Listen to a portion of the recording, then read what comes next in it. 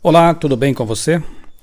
Hoje vamos meditar no capítulo 11 da primeira carta de Paulo aos Coríntios, um capítulo que traz aqui alguns temas polêmicos, Paulo tentando disciplinar algumas condutas daquela igreja que nós já vimos era bastante complicada, trazia algumas dores de cabeça ao apóstolo, e aqui ele pacientemente tenta abrir a mente dos irmãos e disciplinar realmente algumas condutas, algumas práticas ali daquela igreja. Verso 3, assim como Cristo é o líder da igreja, o homem deve assumir sua função como líder espiritual de sua família. Trata-se de uma questão de função, não de natureza. Durante sua encarnação, Cristo teve como cabeça seu Pai. Durante a vida terrestre e após o pecado, o homem passou a ser o cabeça da família e deve assumir com prazer, dignidade, essa função tão importante que é de sacerdote do lar, aquele que vai dirigir o aspecto espiritual da família, aquele que deve reunir os filhos, a esposa, junto de si, para fazer os cultos em família, ler a Bíblia juntos, enfim, buscar a Deus. No verso 4, nos tempos bíblicos, a diferenciação entre os sexos era marcante. Mulheres tinham cabelos longos, homens tinham cabelos curtos. A cultura varia, mas o princípio da diferenciação deve sempre permanecer, deve sempre existir, especialmente entre os cristãos. Versos 5 a 7, naquela cultura, homens oravam com a cabeça descoberta, enquanto as mulheres oravam com a cabeça coberta pelo véu ou, mais corretamente traduzida, a palavra catalupto, do grego, manto. As mulheres, então, oravam com a cabeça coberta pelo manto. Naquela cultura, não usar o véu era desonroso como raspar a cabeça. Paulo faz essa comparação para mostrar às mulheres que elas precisavam seguir esse aspecto cultural para ser respeitadas. Na verdade, as prostitutas é que raspavam o cabelo. Versos 11 e 12, homem e mulher dependem um do outro para existir.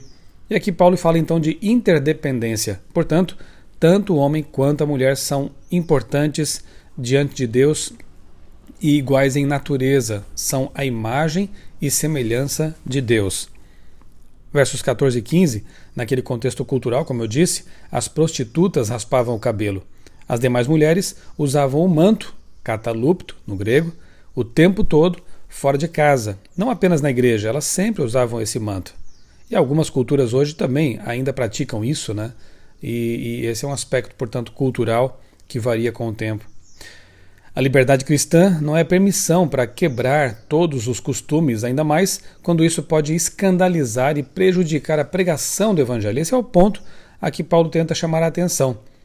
Devemos nos submeter a aspectos culturais, quando lícitos, claro, para que isso não escandalize as pessoas e atrapalhe a pregação do Evangelho. Versos 16 a 19, nas igrejas cristãs não deve haver contendas, brigas, desavenças, partidarismo. Se nelas está o Espírito Santo, reina a paz e a unidade na diversidade. 20 a 22. Os coríntios estavam fazendo da Santa Ceia motivo para comilança e embriaguez, outro problema dessa igreja. E Paulo pacientemente procurou disciplinar também essa importante cerimônia cristã. 23 a 26, Jesus instituiu a Santa Ceia para nos recordar de dois eventos, um passado e outro futuro, sua morte na cruz e sua segunda vinda. Os emblemas da ceia, o pão sem fermento e o suco de uva também sem fermento, representam o corpo e o sangue de Jesus. Ao participar da ceia, estamos dizendo que queremos que Jesus faça parte da nossa vida, do nosso ser, assim como o suco ou uma bebida e um alimento, eles são quebrados em moléculas e nutrientes, e esses nutrientes vão fazer parte do nosso sangue, das nossas células, da nossa constituição. Simbolicamente falando, é como se Jesus, na Santa Ceia, fosse convidado a fazer parte também de cada aspecto da nossa vida, de cada aspecto do nosso ser, do nosso corpo, nossa mente, enfim, Jesus seja tudo em nós, tudo para nós. Verso 28, a Santa Ceia é uma oportunidade para que nos autoexaminemos, para que avaliemos nossa situação diante de Deus e façamos uma aliança com Ele.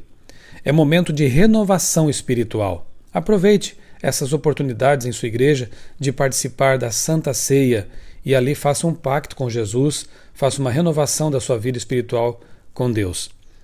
Resumo do capítulo: o cristão maduro, verdadeiramente convertido, vive em intimidade com Deus, não alimenta polêmicas na igreja e se submete a aspectos culturais que não violam sua consciência e facilitam a pregação do Evangelho.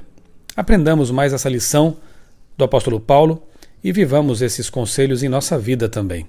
Eu sou o pastor Michelson Borges, desejo a você um dia muito abençoado na companhia do nosso Senhor Jesus Cristo.